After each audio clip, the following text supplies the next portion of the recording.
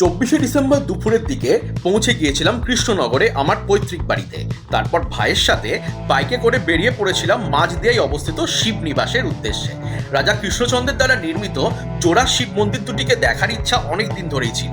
পাশ দিয়ে বয়ে যাওয়া অপরূপ সৌন্দর্যে ভরা চূর্ণী নদীর ধারে ভাইয়ের নতুন ট্যাবে চললো আমাদের বেশ কিছুক্ষণের ফটো সেশন।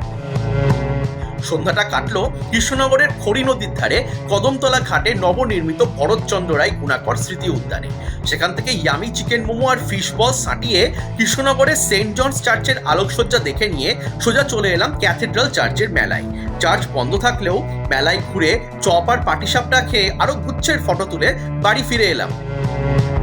পরের দিন অর্থাৎ বড়দিনে ভাইয়ের সাথে সকাল সকাল ঘুরে এলাম বেথুয়া ডহরি ফরেস্ট থেকে।